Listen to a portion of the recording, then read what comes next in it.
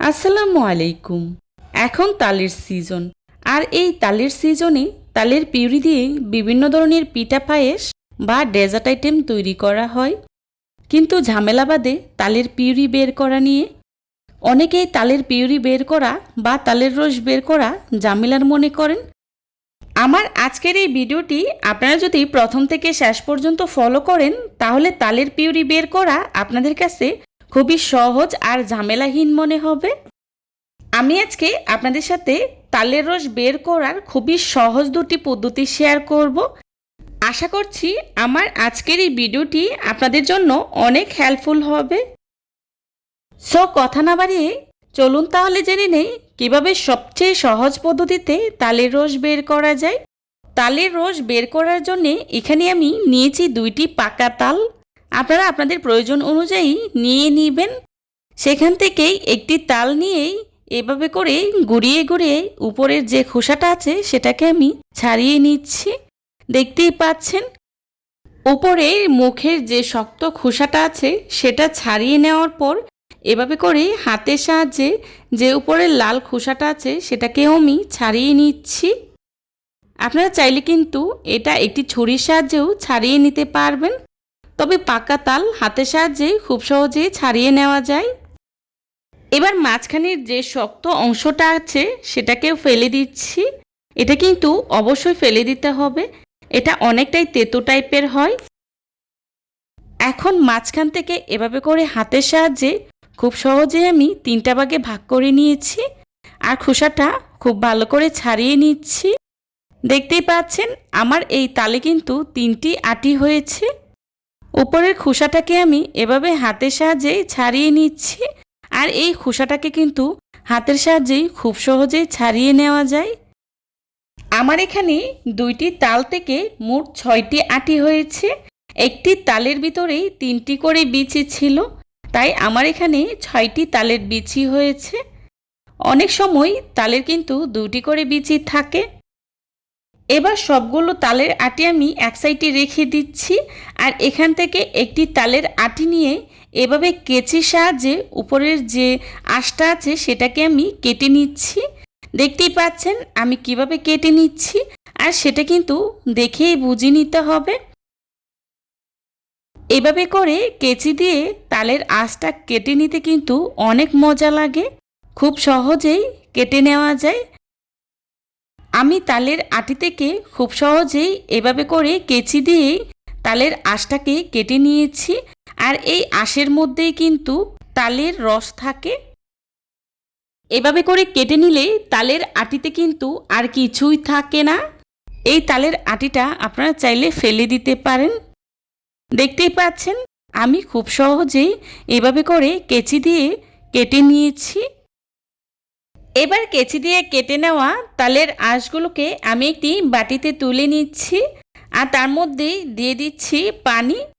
আমি কিন্তু এখানে নর্মাল পানিটা ব্যবহার করেছি।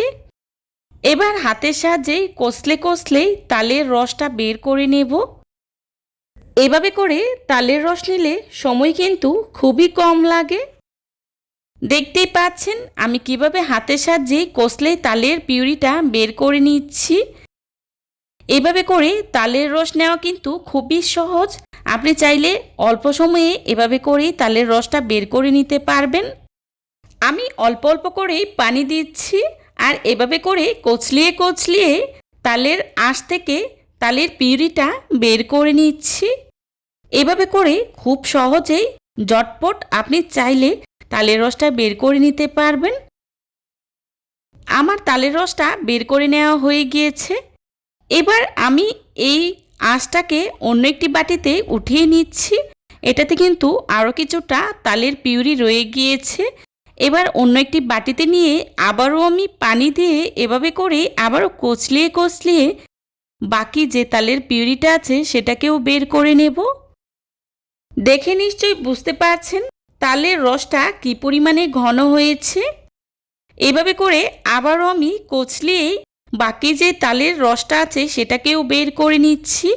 দেখতেই পাচ্ছেন এভাবে করে হাতের সাহায্যে কচলিয়ে কচলিয়ে আমি পুরো তালের রসটা বের করে নিয়েছি। দেখুন খোসাটা একদমই সাদা হয়ে গিয়েছে, এতে কিন্তু আর কোনো তালের রস নেই। এবার এই খোসাটাকে আমি ফেলে দিচ্ছি। এবার এই পাতলা রসটাকে আমি ঘন যে রসটা বের করেছিলাম সেটাতে ঢেলে নিচ্ছি।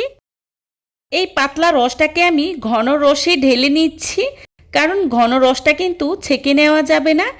এই পাতলা রসটা মিশিয়ে নিলেই খুব সহজেই ছেঁকে নেওয়া যাবে। এখন এই তালের রসটাকে আমি এক সাইডে রেখে দিচ্ছি। এটা আমি পরবর্তীতে আপনাদের সাথে ছেঁকে নেওয়াটা শেয়ার করব। এখন আমি অন্য একটি পদ্ধতিতেই তালের রস বের করে দেখাবো। একটি বাটিতেই নিয়ে নিচ্ছি আরও একটি তালের আটি, দিয়ে দিচ্ছি পানি, আর এভাবে করে হাতের সাহায্যে কষলিয়ে কষলিয়েই পিউরিটা বের করে নিচ্ছি। দেখে নিশ্চয়ই বুঝতে পারছেন আমি কিভাবে তালের পিউরিটা বের করে নিচ্ছি। এভাবে করে কষলিয়ে কষলিয়েই তালের রসটা কিন্তু খুব সহজেই বের করে নেওয়া যায়। আমি অল্প অল্প করে পানি দিচ্ছি আর এভাবে করে কষলিয়ে কষলিয়েই তালের পিউরিটা বের করে নিচ্ছি।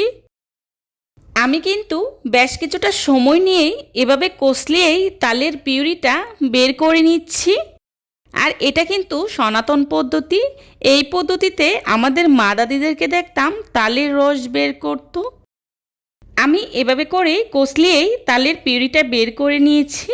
এবার এই পিউরিটাকে আমি আগে যে তালের পিউরিটা বের করে নিয়েছিলাম সেটাতেই ঢেলে নিচ্ছি। আবারও আমি এই তালের আটিতে আরও কিছুটা পানি দিয়েই এভাবে কষলিয়ে বাকি যে তালের রসটা আছে সেটাকেও বের করে নিচ্ছি। দেখতেই পাচ্ছেন আমি কিভাবে হাতের সাহায্যে কষলিয়েই তালের রসটা বের করে নিচ্ছি। আমার পুরো তালের রসটা কিন্তু বের করে নেওয়া হয়ে গিয়েছে। দেখুন তালের আটিটা একদমই সাদা হয়ে গিয়েছে, এতে কিন্তু আর কোনো প্রকার তালের রস নেই। এবার এই আটিটা আপনারা কিন্তু চাইলে ফেলে দিতে পারেন। এই পদ্ধতিতে আপনারা চাইলে কিন্তু একসাথে অনেকগুলো তালের রস বের করে নিতে পারবেন আর সারা বছর সংরক্ষণ করে খেতে পারবেন। এভাবে করেই আমি সবগুলো তালের রস বের করে নিয়েছি। এবার তালের রসটাকে আমি একটি ছাঁকনির সাহায্যে খুব ভালো করেই ছেঁকে নেব, কারণ এতে অনেকটাই আঁশ থাকে। ছেঁকে নিলে আঁশটা খুব সহজেই বেরিয়ে আসে। দেখতেই পাচ্ছেন আমি একটি স্টিলের ছাঁকনি নিয়েছি। এবার এই ছাঁকনির সাহায্যে তালের রসটাকে আমি খুব ভালো করে ছেঁকে নেব।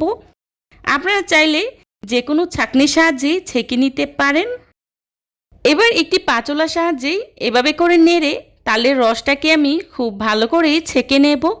এতে করে তালের রসের সাথে যে কিছুটা আঁশ ছিল সেটা বেরিয়ে আসবে।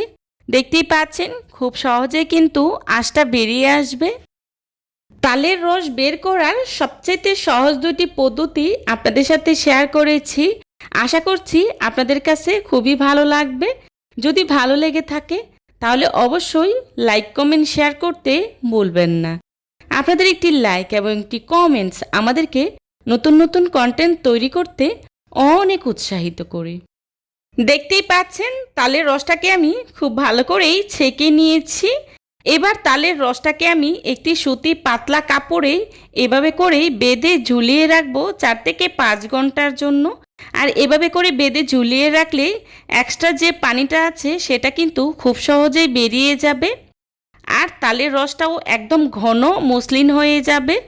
ফিরে এলাম 5 ঘন্টা পর।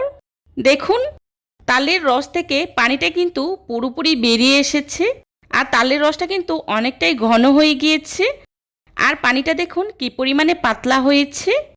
এবার তালের রসটাকে আমি আপনাদের সাথে শেয়ার করছি। দেখুন তালের রসটা কত সুন্দর আর ঘন হয়েছে। এবার এই তালের রসটাকে আপনি চাইলে ডিপ ফ্রিজে সংরক্ষণ করে সারা বছর খেতে পারবেন। তালের রসটাকে আমি একটি সার্ভিং ডিশে সার্ভ করে নিচ্ছি। এভাবে করে আপনি চাইলে কোনো ঝামেলা ছাড়া সিম্পলভাবেই তালের রসটা বের করে নিতে পারবেন। যারা এতক্ষণ আমার সাথেই ছিলেন তাদেরকে অসংখ্য ধন্যবাদ। আজকের মতো এখানেই বিদায় নিচ্ছি। সবাই ভালো থাকবেন, সুস্থ থাকবেন। আল্লাহ হাফিজ। আসসালামু আলাইকুম।